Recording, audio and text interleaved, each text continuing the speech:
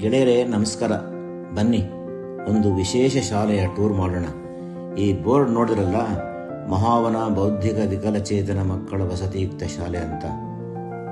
ಬೆಟ್ಟ ಗುಡ್ಡಗಳಿಂದ ಆವೃತವಾದ ರೇಷ್ಮೆ ಸೀರೆಗಳಿಗೆ ಪ್ರಸಿದ್ಧವಾದ ಮೊಳಕಾಲ್ಮೂರು ಹತ್ತಿರ ಇರುವಂತಹ ಹಾನಗಲ್ ಗ್ರಾಮದಲ್ಲಿ ಈ ಶಾಲೆ ಇರೋದು.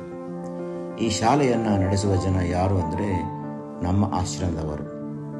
ಮೈ ಮನಸ್ಸುಗಳನ್ನು ಸುಂದರವಾಗಿ ಇಡಲು ಯೋಗ, ಧ್ಯಾನ, ಮೌನ ಮಾಡಿಕೊಂಡು ನಿಸ್ವಾರ್ಥ ಸೇವೆಯಲ್ಲಿರುವಂತಹ ನಮ್ಮ ಆಶ್ರಮದ ಜನ ಇವರು.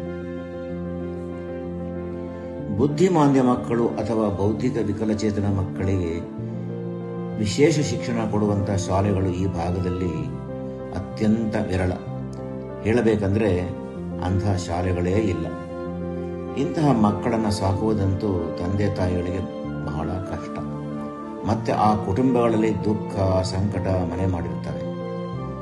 ವಿಚಿತ್ರವಾಗಿ ವರ್ತಿಸುವ, ಕನಸುಗಳದೇ ಇಲ್ಲದಿರುವಂತಹ, ಕೇವಲ ತರಕಾರಿಯಂತೆ ಬೆಳೆಯುತ್ತಿರುವ ಇಂತಹ ಮಕ್ಕಳಿಗೆ ವಿಶೇಷ ಶಿಕ್ಷಣವನ್ನು, ಕೌಶಲ್ಯಗಳನ್ನು ಕೊಟ್ಟು ಅವರನ್ನು ಸುಧಾರಿಸುವ ವ್ಯವಸ್ಥೆ, ಆಧುನಿಕ ವೈಜ್ಞಾನಿಕವಾದ ವ್ಯವಸ್ಥೆ ಇದೆ. ಅಂತಹ ಶಿಕ್ಷಣವನ್ನು ಕೊಡುವ ವಿಶೇಷ ಶಿಕ್ಷಕಿಯರು ನಮ್ಮ ಮಹಾವನ ಶಾಲೆಯಲ್ಲಿ ಇದ್ದಾರೆ. ಅಗೋ ಅಲ್ಲಿ ಕಾಣುತ್ತಿದೆಯಲ್ಲ, ಅದೇ ನಮ್ಮ ಹೊಸ ಕಟ್ಟಡ. ಬನ್ನಿ ಶಾಲೆಯ ಒಳಗೆ ಹೋಗೋಣ. ಇದು ವಿಕಲಚೇತನರಿಗೆ ಸುಂದರ ಭವಿಷ್ಯವನ್ನು ಬರೆಯುವಂತಹ ಪವಿತ್ರವಾದ ಶಿಕ್ಷಣಧಾಮ. ದಾನಿಗಳ ಉದಾರ ನೆರವಿನಿಂದ ನಿರ್ಮಾಣವಾಗಿರುವ ಈ ಶಾಲೆ ನಿಮ್ಮನ್ನು ಪ್ರೀತಿಯಿಂದ ಸ್ವಾಗತಿಸುತ್ತದೆ.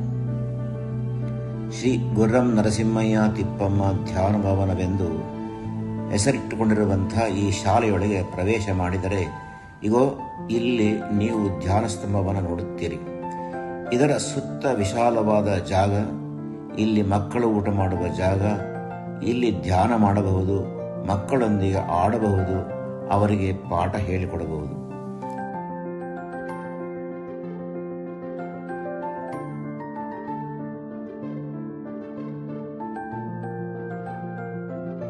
ಹಾಗೆಯೇ ನೋಡಿ, ಅಲ್ಲಿ ಎಲ್ಲ ಸೌಲಭ್ಯಗಳಿರುವಂತಹ ಅಡುಗೆ ಕೋಣೆ ಇದೆ. ಅದರ ಪಕ್ಕದಲ್ಲೇ ಯುಟಿಲಿಟಿ ಏರಿಯಾ ಅಂದರೆ ಪಾತ್ರೆ ತೊಳೆಯುವ ಜಾಗ, ಅದಕ್ಕೆ ಹೊಂದಿಕೊಂಡಂತೆಯೇ ಉಗ್ರಾಣ ಕೋಣೆ ಇದೆ. ಇನ್ನು ಈ ವಿಶಾಲ ಅಂಗಳದ ಮಧ್ಯೆ ಇರುವ ಈ ಕಂಬದಲ್ಲಿ ರಮಣ ಮಹರ್ಷಿಗಳ ಚಿತ್ರವಿದೆ, ಅಶ್ವತ್ಥ ವೃಕ್ಷವಿದೆ, ಕೃತಜ್ಞತಾ ಭಾವದಿಂದ ನೆನಪು ಮಾಡಿಕೊಂಡಿರುವಂತಹ ಮಹಾದಾನಿಗಳ ಪಟ್ಟಿ ಇದೆ. ಇನ್ನು ಈ ಕಂಬದಿಂದ ಸ್ವಲ್ಪ ಮುಂದೆ ಹೋದರೆ ಅಲ್ಲಿ ಕಚೇರಿಗಾಗಿ ಒಂದು ಕೋಣೆ ಇದೆ. ಎಲ್ಲ ಕಡೆ CCTV ಇದೆ, 14 ಕ್ಯಾಮರಾಗಳಿವೆ. ಇವೆಲ್ಲ ಮಕ್ಕಳ ಸುಭದ್ರತೆಗಾಗಿ. ಬನ್ನಿ.